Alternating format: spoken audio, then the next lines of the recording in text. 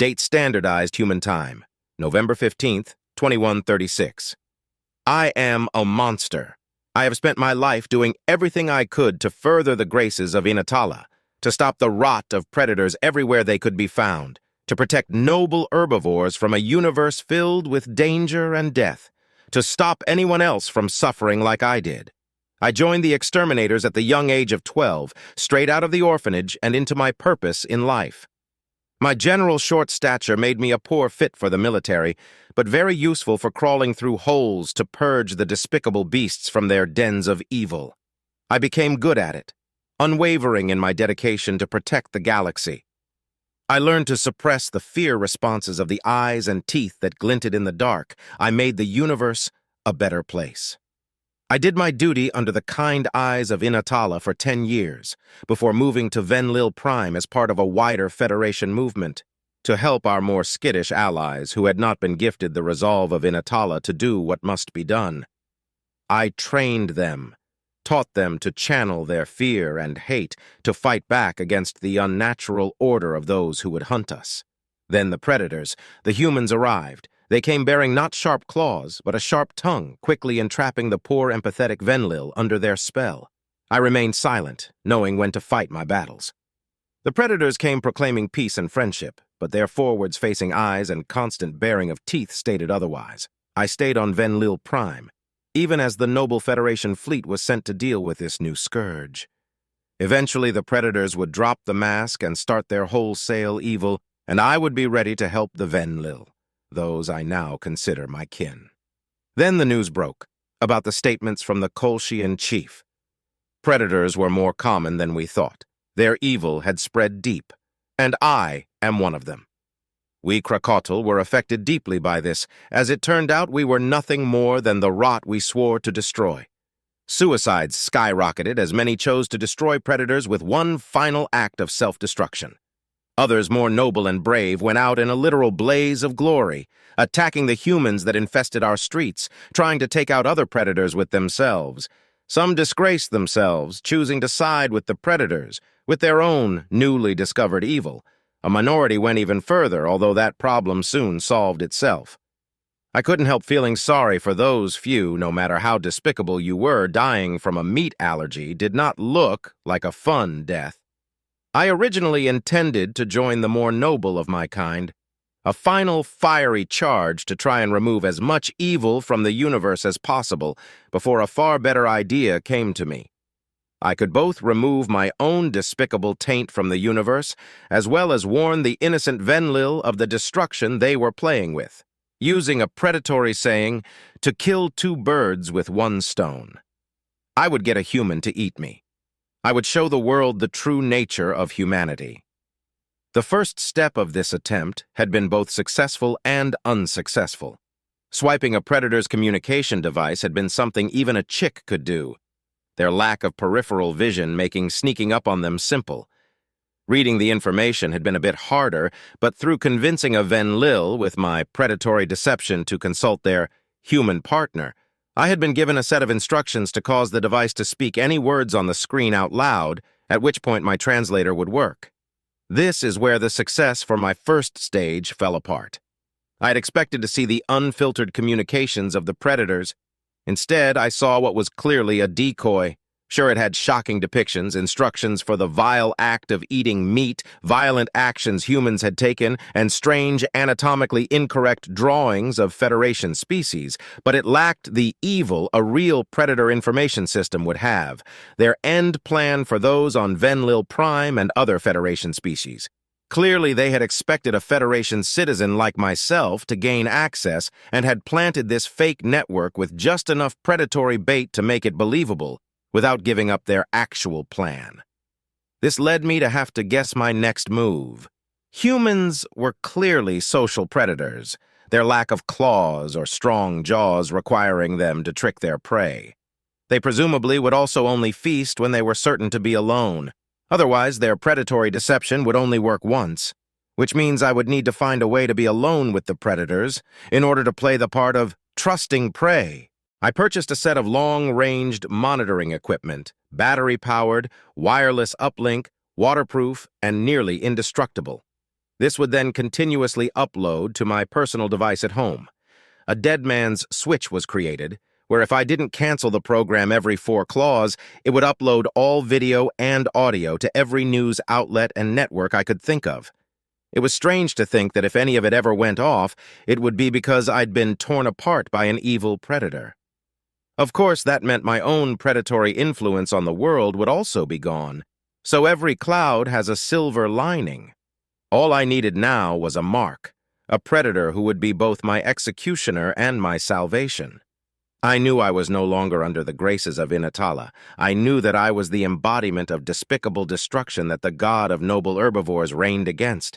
But the human I found was practically perfect for my needs, was heaven sent for my purpose. I was in the middle of nowhere when I heard the predatory scream for the first time. I had been spending less and less time near civilized people, preferring to avoid those I was no longer fit to be around. So hearing the shout this far into the woods, hours away from the nearest city, had been shocking and confusing. Even more confusing was the fact that upon further investigation, the sound had come from a male human. Most people wouldn't venture this far from civilization simply because of the danger posed by predators, not that a human would have to worry about such things. But the strange thing was this human was just sitting in a clearing, just screaming out into nothingness for a good 10 minutes.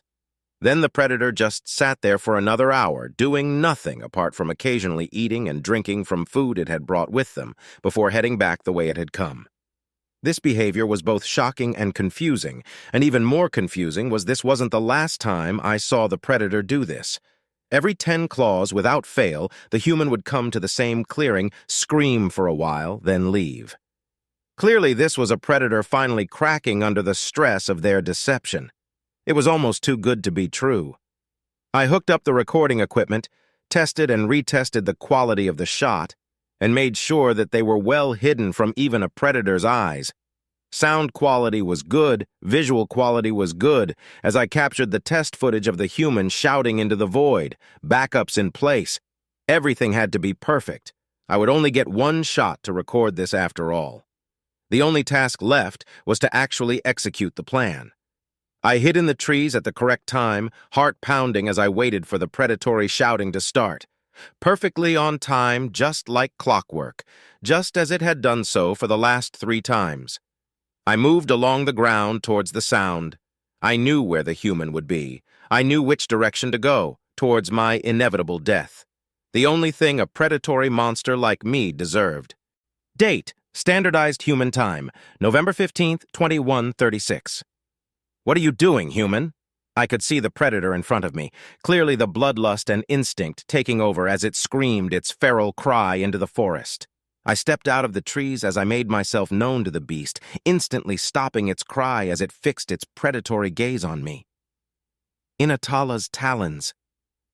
It might have been the exact reason I was here, but seeing its eyes lock onto my figure filled me with a pure, icy terror. Even with my training, being alone with the intelligent predator caused fear to paralyze me. I may not be a noble herbivore worthy of life, but I was still prey.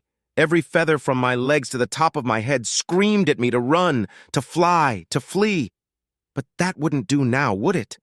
The thing stared at me, confusion and hate emanating from its forward-facing eyes, murmuring to itself as it looked at me hungrily. What the hell? The predator was probably confused that a free meal was presenting itself so easily, not that where I was currently standing would do. In order for the predator to devour me in front of the recording device, I'd have to get closer. I focused entirely on the action of moving forwards, one step at a time, one foot over the other, just focusing on closing the distance. Then the Federation would no longer have the problem of humans' sweet words causing herbivore to go against herbivore. The Venlil would no longer have the problem of predators in their midst. They would no longer have the problem of my corrupting presence. Whoa, whoa, whoa! The predator's eyes widened as I started to move forwards, panic filling his voice. What are you doing? I watched as the human slowly bent over, its eyes never leaving me as it slowly fumbled around on the ground with one of its hands before standing back up, now carrying a large rock, the action of arming himself being done with all the subtlety of a tree branch to the beak. What's going on? Stay where you are. Was that fear? From a predator? Because of me? I stopped for a moment, confused, before a thought entered my mind. I could kill this human. Humans, for all their evil and deception, were surprisingly weak when unarmed. They had no claws, no teeth, no armor to protect themselves. If they could use their tools or their silver tongue to entrap you, they were deadly, but completely alone out here?